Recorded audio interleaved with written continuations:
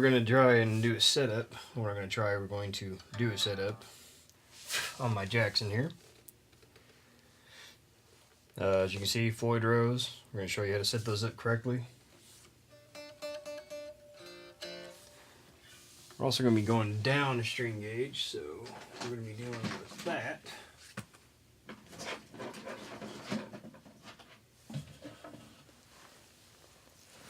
Okay, so let's start by taking the trim bar off. Whammy bar, whatever you want to call it. We know we're going to have to take the back off. Oh, before we get started, some tools you're going to need. Phillips screwdriver, side cuts. I always like to have an adjustable wrench, just for any jack screw plates, stuff like that. Feeler gauge set comes in handy. I use it to set the truss rod. A 64/32 scale, 6-inch scale. That's to set string height. Standard and metric Allen wrenches, because Americans are going to run into standards. Everything else is pretty much going to be metric. A capo. Precision screwdriver set. Quadruple aught. It's 4-0 steel wool. Masking tape. Guitar honey. I use that for ebony and rosewood fretboards. Dr. Duck's Axe Wax. I like this stuff even for matte finishes. Never dull. I'll get into that in a second. A tuner. You can use any tuner when it's on your pedal board, whatever. Deoxit. I use this for the electronics. So if they're scratchy, spray a little deoxit, they're magically fixed. Strings, obviously. We're going to put a set of 10-52s on this because I play in drop C. And these are to stop the trim from moving. This is a stack of dimes. I have electrical taped together. That is a stack of quarters, nickels in between. There's something to get the gap, and I'll show you that in a second. The electronics in this guitar are perfectly fine. They don't scratch at all, so I'm not going to bother with the deoxit. I just wanted to show you guys. Very handy thing to have. It's expensive. It's like $15 for a can that size, but for what you get, it's worth it if you do this a lot.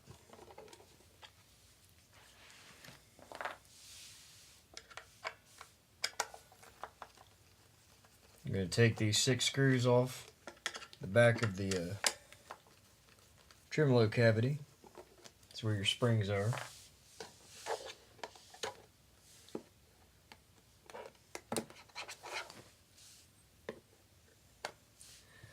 Sometimes it's a trick to get that loose.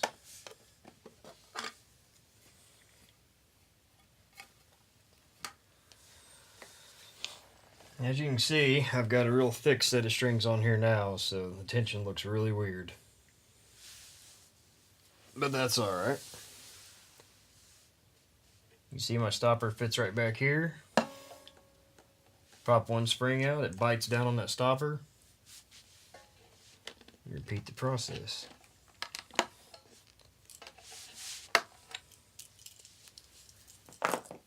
All 3 springs are off. Put this front one in.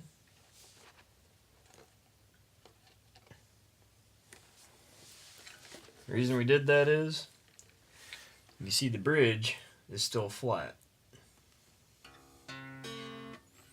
Tuning's off now, but that's okay. Now we're going to take, I believe this is 2.5. And I like to go ahead and just remove the string locks. Just get them out of the way. We're not going to lock these down until we get everything set the way we want it.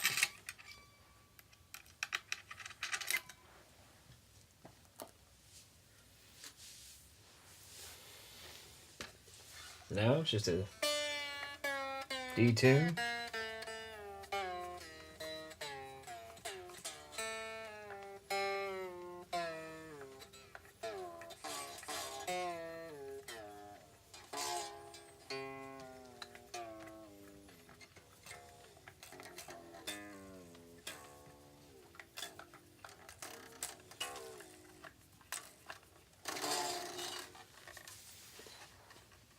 And go ahead and clip them.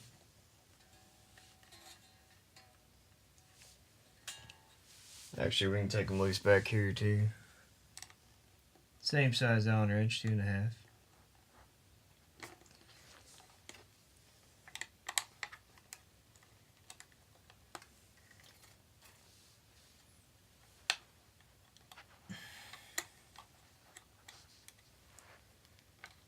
Now, these little blocks that hold the strings in the Floyd Rose are a pain in the ass, so make sure you don't lose them.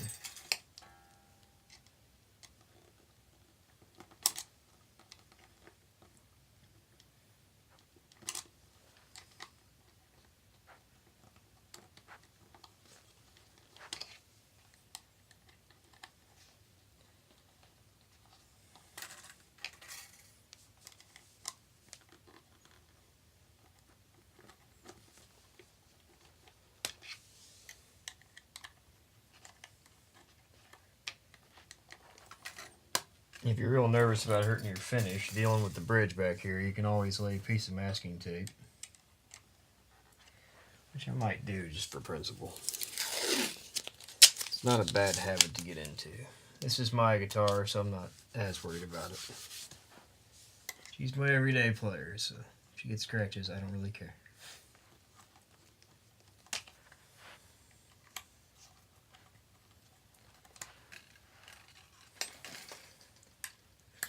But a lot of guys don't like Floyd Roses, and the honest reason they don't like them is they either like to play in multiple tunings and change back and forth, or they have no idea how to set them up. There's nothing wrong with that. If people would just admit that, they could be taught the right way, have a lot more fun with it. Now, as for these little things, flip it over, give it a shake. Most of them should come out. That time they didn't. Oh look, the whole bridge came loose. Cool. That's alright.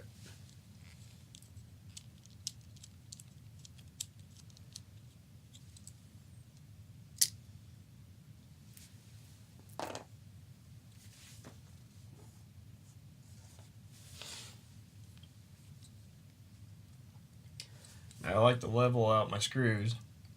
Sorry, I stabbed myself with the guitar string.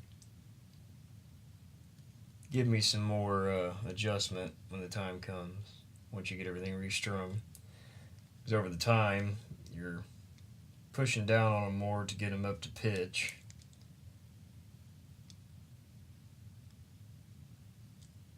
If you continue to do that or restring it like this, and not bring these screws up,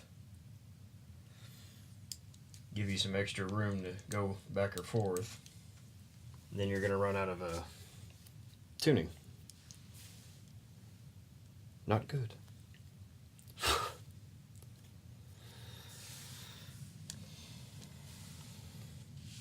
And be careful not to move these. If you like your string height where it is, which I'm pretty happy with mine, I may have to lower it a little bit since I'm going to different strings. Be careful not to mess with that too much though.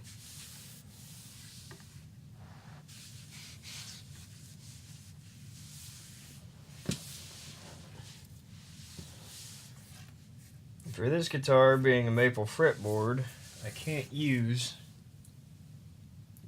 Guitar Honey, Groove Juice, any of that stuff. You can't use it. Maple fretboards do not like it. And this is a non-lacquered one. If it's lacquered like a fender, just wipe it down with a rag. Maybe even use a little, just a little bit of soap and water, not a ton of soap. But just kind of buff it in, clean it up.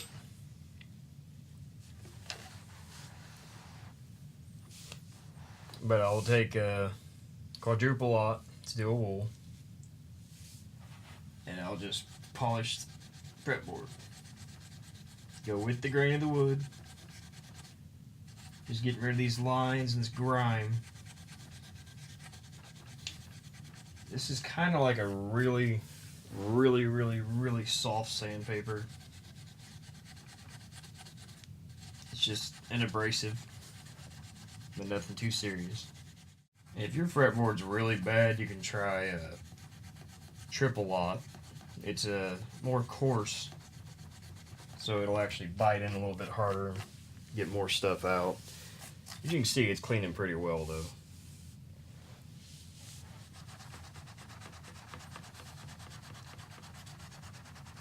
We're going to use this same stuff to polish the frets as well.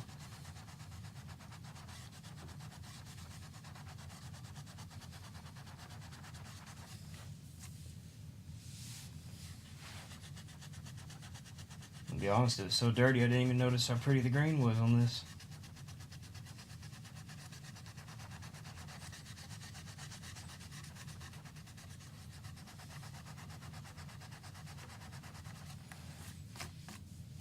These areas like this where the you can tell I play up there a lot. Use a little bit more pressure, not a lot. Just to help bite down in, get all that grime out.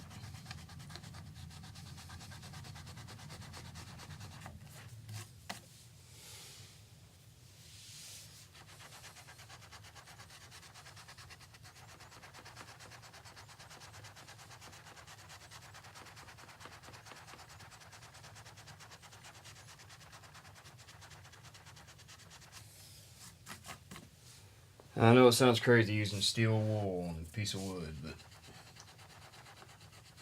it actually works really well, and it doesn't scar it at all.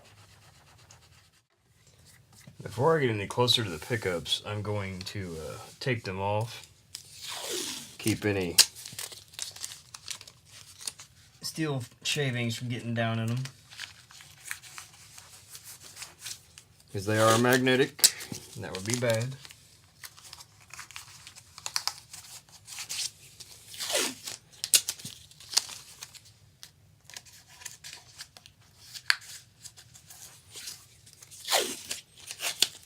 This is just a blue painter's tape, doesn't leave a residue.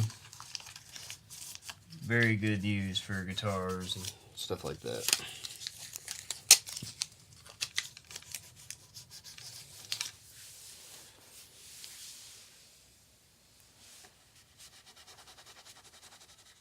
Usually I'll tape off a fretboard before I polish the frets, but honestly, steel wool doesn't hurt anything. If it's a lot more grainy, like a rosewood, has a lot more pores. I guess porous would be the word. I'd go ahead and tape it off still, because you risk a chance of running scratches against the grain. But honestly, with maple, I don't really notice it doing any damage. So I'll go ahead and polish the frets without tape. Just put a decent amount of pressure where the fret is. Make sure you get the crowns on the end.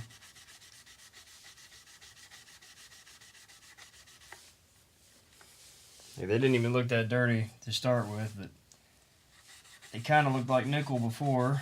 Now you can tell they're stainless, just because of all that gunk they get on them after playing. Alright, I like to keep these microfiber towels. Now this helps you clean everything up.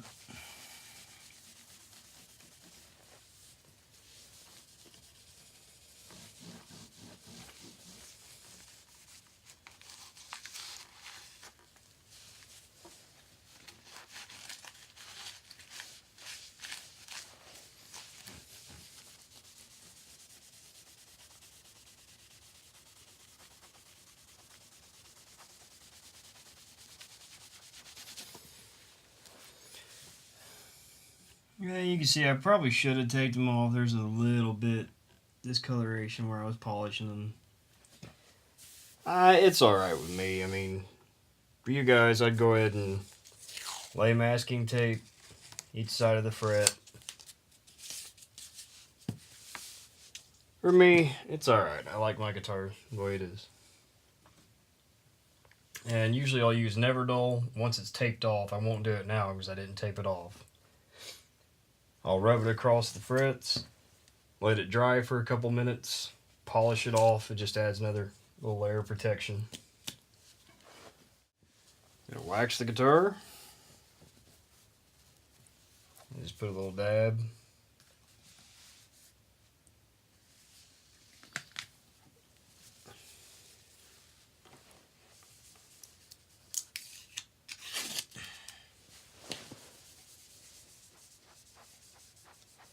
It's kind of like a cleaner and a wax. It's going to be a little different on a gloss finish, obviously. The matte, it just kind of, I don't know, it still protects the paint on it. Matte's actually more prone to scratch because or wear off.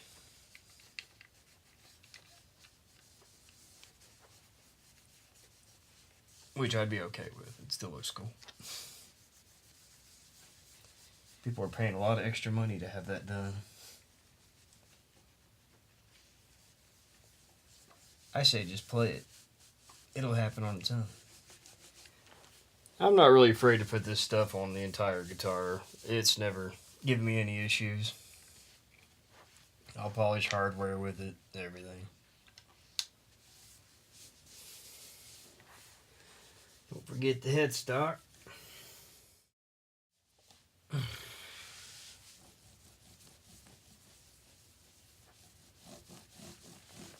Like I said, I'm not afraid to use this stuff on the entire guitar. I've never had issues out of it, even the fretboard.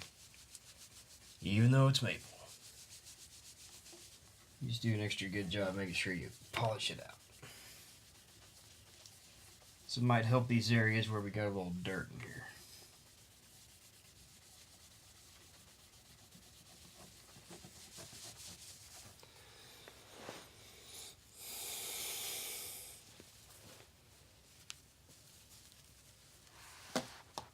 Now, once it's set for a second, you start buffing it in.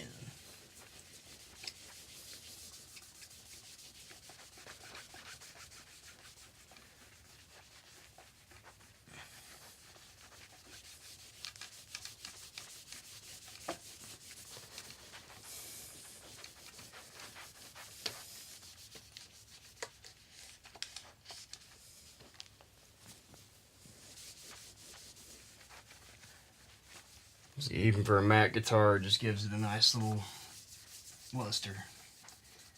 But anywhere where you make contact with the instrument a lot, it's still going to look different. Which, like I said, I kind of like. It just means eventually that will wear down.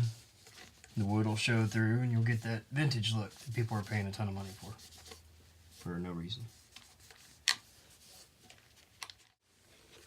Now, flip it over, get the back and the sides. Same process.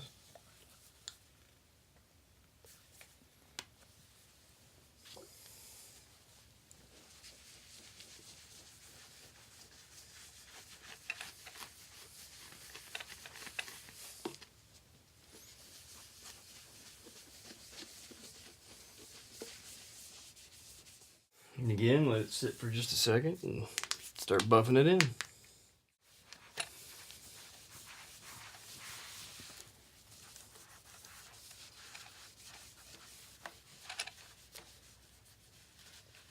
By the way, sorry I'm on the floor doing this. My workbench isn't quite built yet.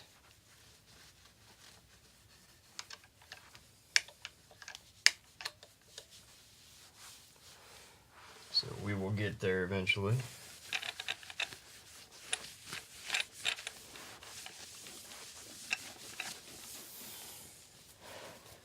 Maybe we'll have it set up for Harlow Santana's bass, because I'm going to set up one of his basses. I've already set up the other one, but we didn't film it because we're smart guys like that. We didn't think you guys would be interested in learning some techniques on setting up guitars. Like I said, because we're smart like that. We don't think ahead. Okay. Now, to get this Floyd Rose all cleaned up, it could be a task in its own.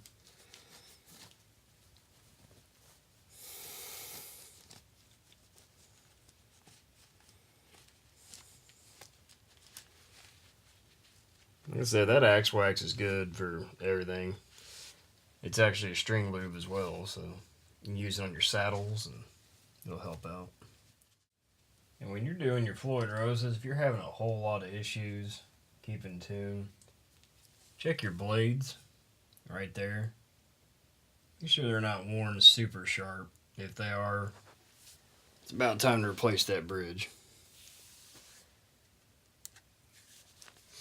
And if you notice how they intonate, these screws are back further than these. There's actually 3 positions where you can put the screws to intonate. The Floyds are kind of a pain in the ass to intonate. I'm going to try and show you on camera. We'll see how it goes. I mean, I got the utmost faith. I think I got this. It's a daunting task, but the nice thing about Floyds is once you set them up right, they're good to go. You can dive bomb the hell out of them. Just release the bar and it'll spring right back to where it should be. I'm putting NYXLs on there. D'Addario. I like them. I don't know if it's a placebo thing or not, but I like the way they play. And they seem to last for quite a while, so why not stick with it?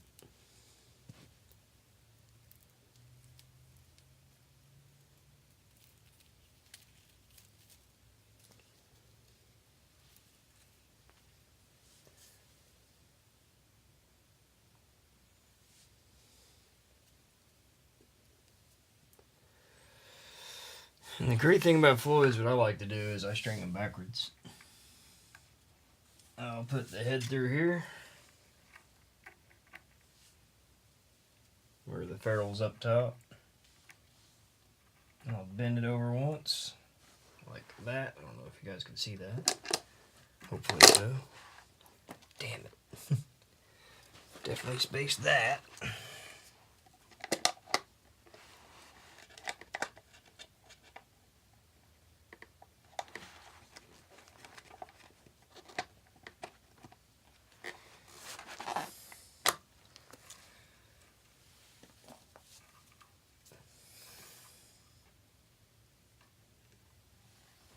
We'll bring it down here. I like to trim probably to the back of the bridge off. We'll see how that works out. And don't lose track of your strings, that'll hurt to step on later.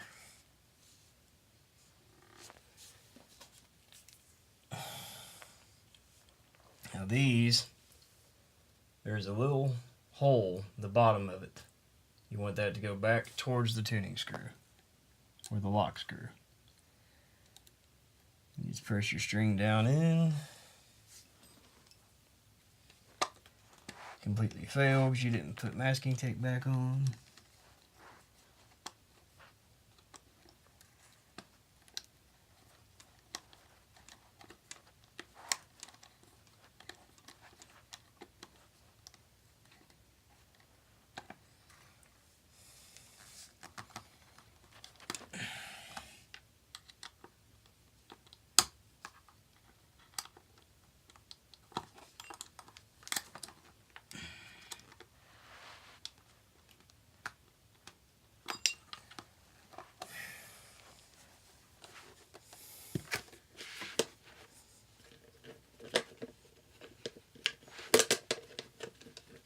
Alright, so I'm not gonna lie, this first part is a pain in the ass. Unless you get those spacers perfect. Which apparently I didn't. But they'll work here in a second, I'll show you. So Now I'm just going to get the first 2 strings on before I even start tightening them.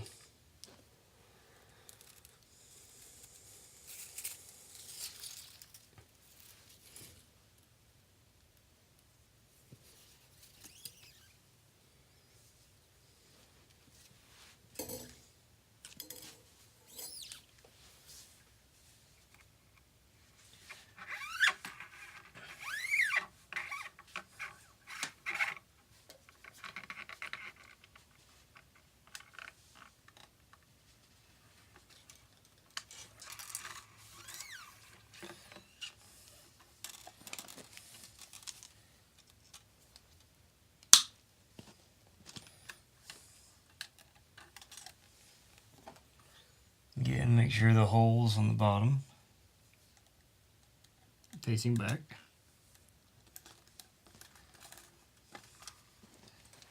This is easier to get them started.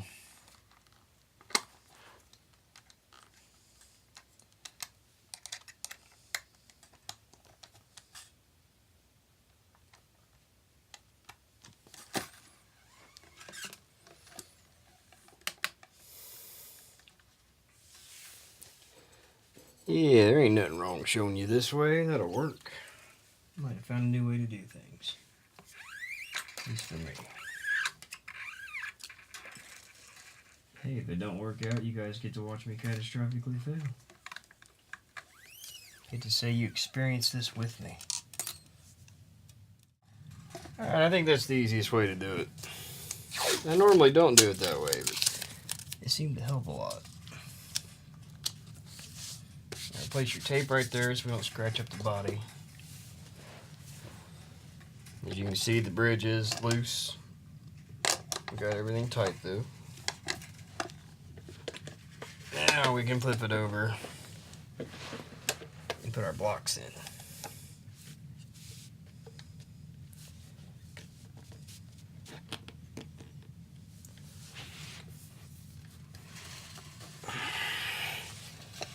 Yeah, I'm probably hold her in playing position. I think I put way too much string on there, but we'll make her work. Alright, now that I got 2 strings of tension on them, these blocks should stay in place. Should.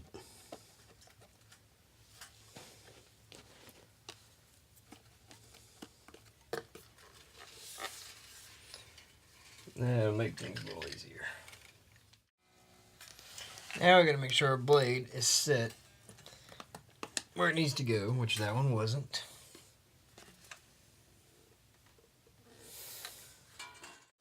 And for my next song, he said I'm going to drop C, so.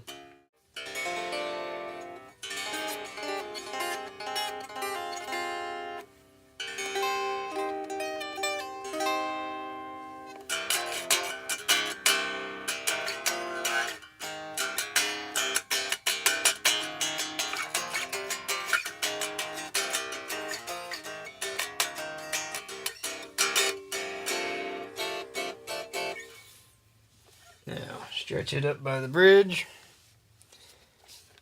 and by the nut. Do your bends. I like to do them all up and down the neck.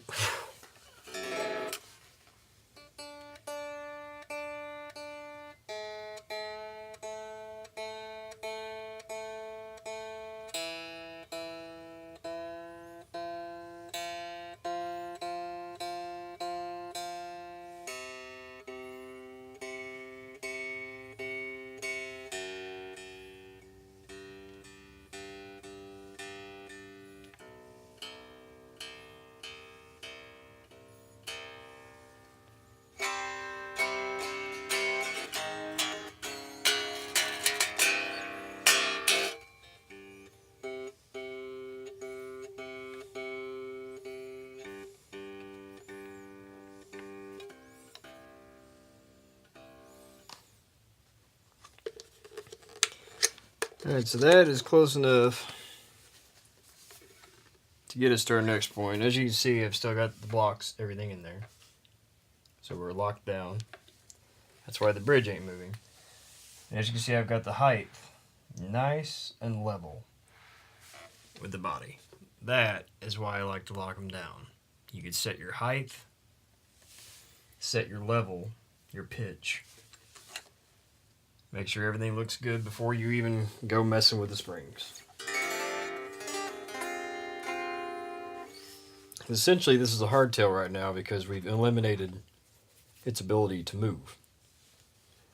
We're going to give it that ability back, but once we're comfortable with everything else. So now, for the setup. Take your capo, put it on first fret. Like I said, it's in drop C, so if it sounds funky, that's why. It's not your typical setup.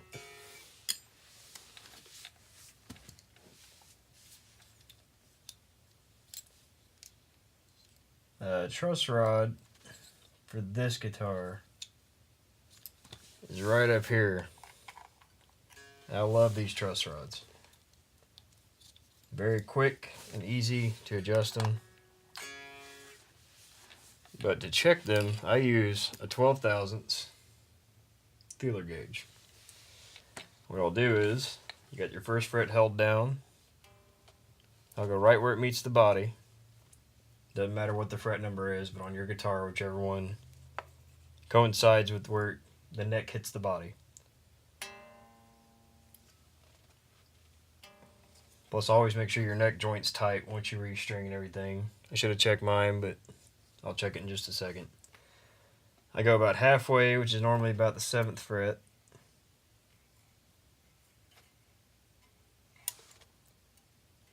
You see the gauge slides under it.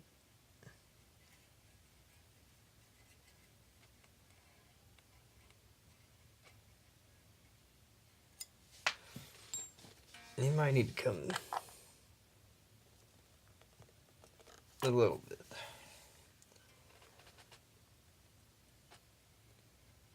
Always make minor adjustments with your truss rod.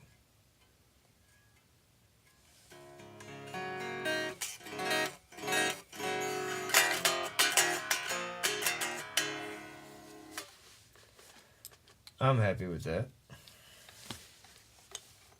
But you want to make sure it goes underneath the string and maybe just barely makes contact or not at all. Just, you don't want it to be too loose or too tight. You want that Goldilocks zone with the 12 thousandths feeler gauge in there. And that's set up for low action. If you're a slide player, you might want to go a little bit higher than that. Well, actually, in your truss rod, no you don't. You can just set your string height higher. Disregard.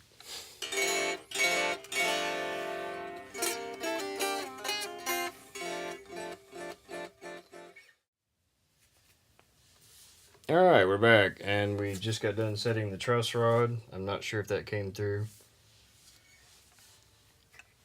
Hopefully it did. Now we're going to set string height. I'll set it right here where the neck meets the body. I'm just over 4/64. Just a hair under 4/64 there. No, it's right at 4.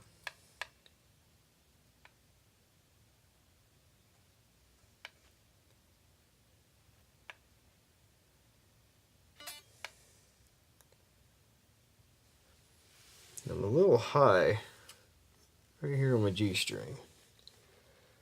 There's not a lot I can do about that though. I think it's just the way my bridge is, honestly. It's not bad. I mean, it's kind of in check with the other two. But my outside, my inside strings are good.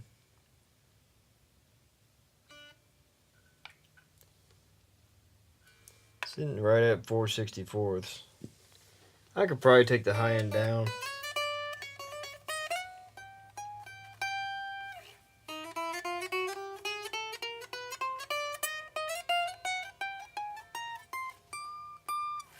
But it's comfortable. I'm not getting any buzz.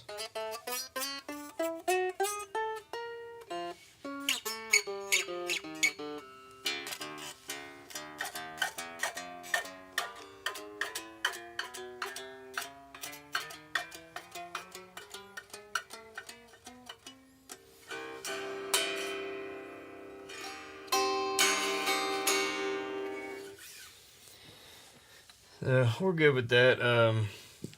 4/64 is a low action. I mean, the camera will pick it up.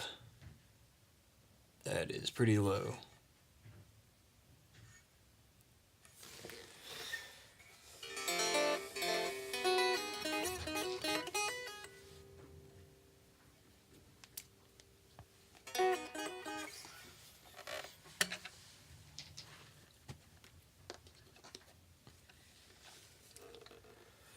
So, got the truss rod, the string height, the nut, don't have to worry about because it's Floyd Rose.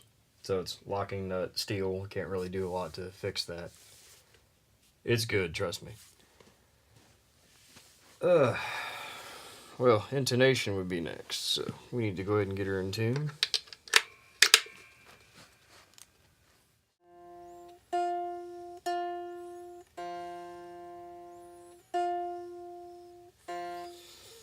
Alright, so my G string is a hair sharp.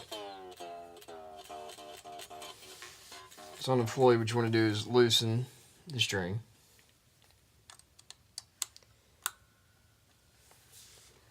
And it's looking like that would be a 2.5. Let's break that loose. The saddle. Now, if we're sharp, that means the tailpiece is too far forward. We need to give it a little bit more room to vibrate to go flat. So we loosen it.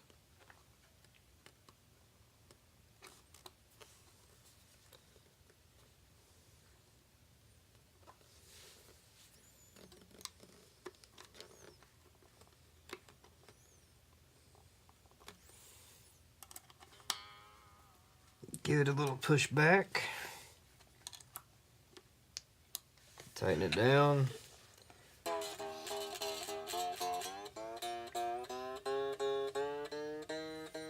Bring her back up to pitch.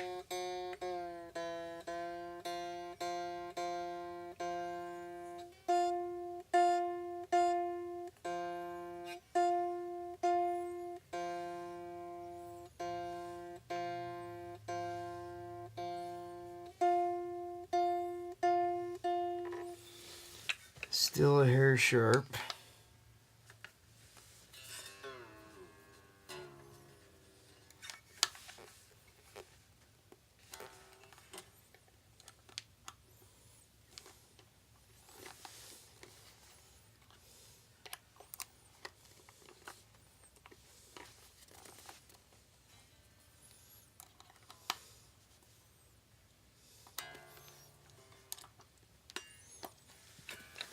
Alright, this is what makes a Floyd Rose pain in the ass.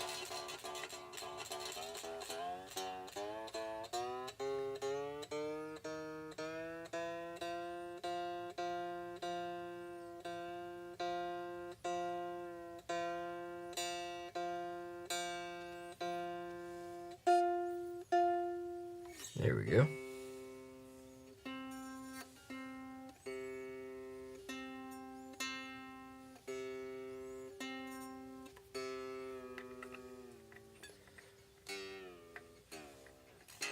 Same thing, so hair sharp.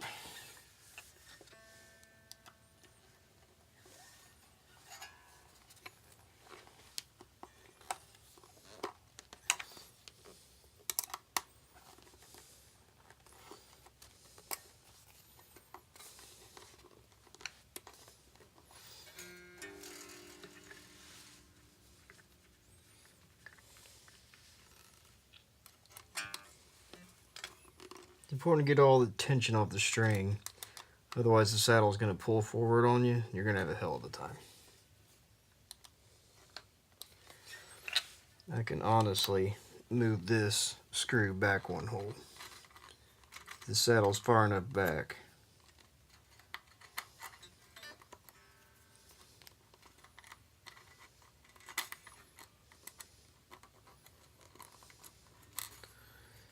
And you're talking about a real pain in the ass.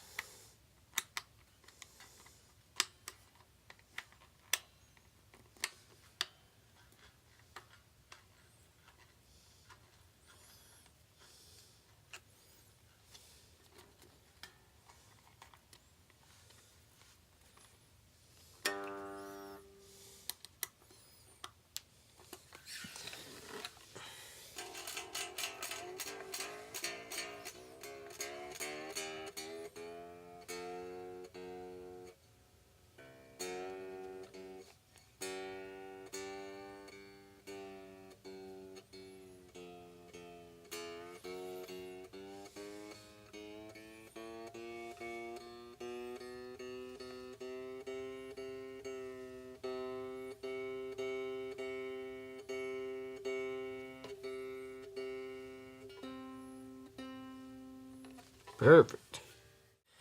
Alright, now stretch everything again. Ooh. Stretch that one really fucking hard. Pardon my French.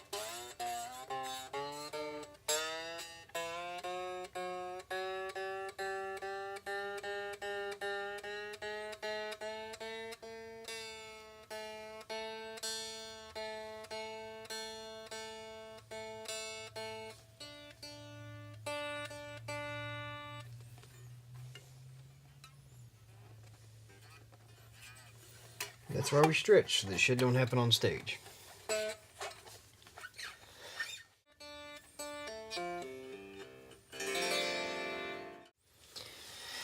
Alright, once you get everything pretty close, go ahead and lock down your lock nuts again. Oh shit, no wonder that one's so funky. You always pay attention to your sounds. I thought that E string sounded a little funny. It's because I had it in one side of the bridge, not the other. Or one side of the nut, not the other.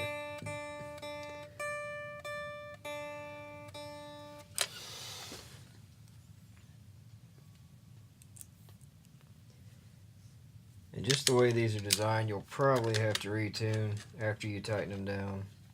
Just because, you know, pain in the ass. You ain't got to crank these down either. But once we get these locked down, we'll have to switch to the fine tuners on the bridge, because we're going to lose the ability to do anything with the machine heads.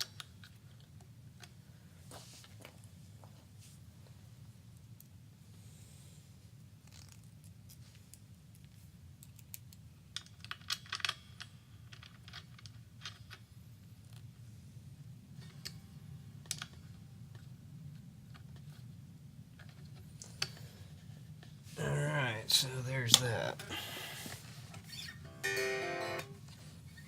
Tune once again with the fine tuners. Now, usually check, make sure everything's tight.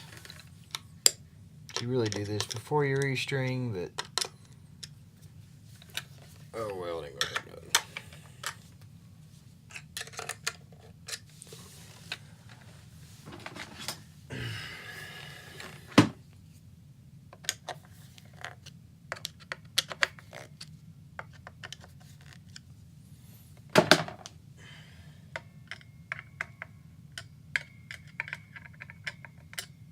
Yeah, they're good.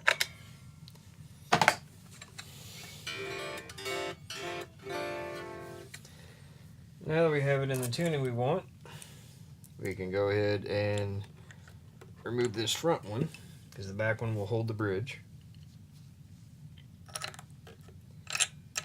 Get our center spring on.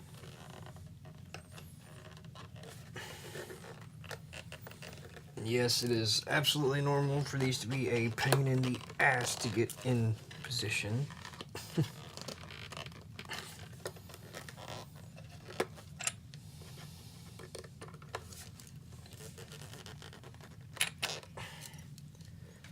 Might even be easier to do it the way I just did it.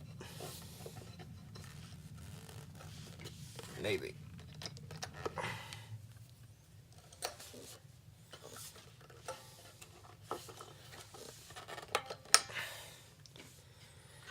Once you get all that in there, this block will fall out. Now your trim is floating again. If you can see, we sunk back just a little bit, so we're probably going to be sharp.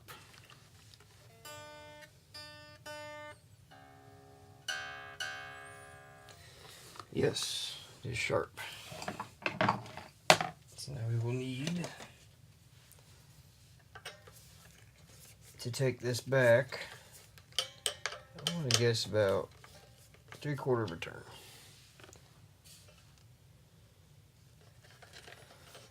Well, that's just messed up anyway.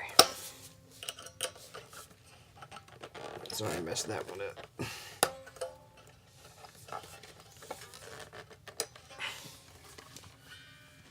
Let's check that again.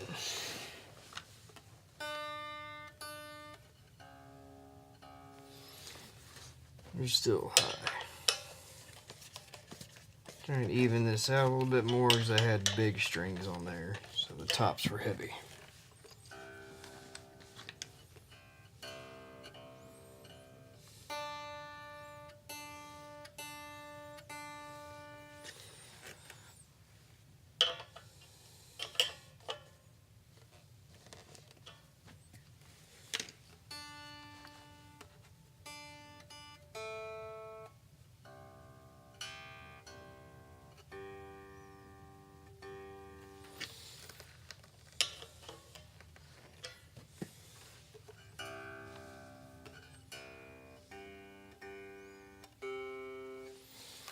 Yeah, it's just a balancing act.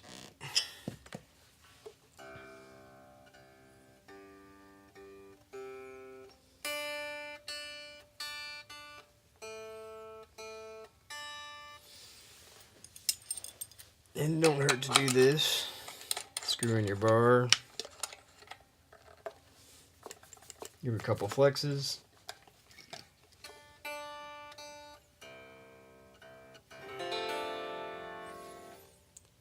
Alright, we're sitting even. We're staying in tune. I like it. You may need to tweak it after a couple days. But that's no biggie. Oh. I put our screws back in the back and we're done. And remove your tape.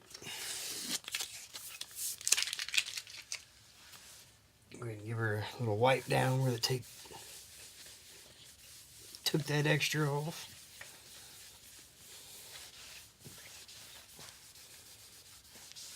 Never be too pretty.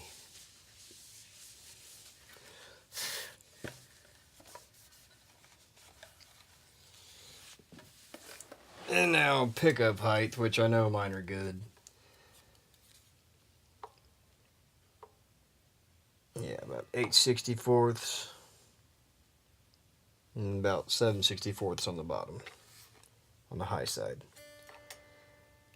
My neck I've got a little further back, but that's because this is a JB59 combo, and I think they just sound better the way I've got them sit.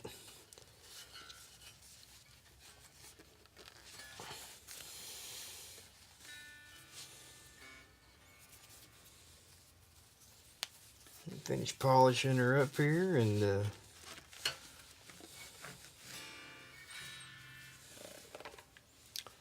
alright, thanks for tuning in. Stay tuned next week. I'll try and get some better camera angles. I'm doing this by myself, so give me a break. And we'll be doing a Jackson bass, which is ironic. I didn't plan on doing 2 Jacksons in a row. Take care, guys.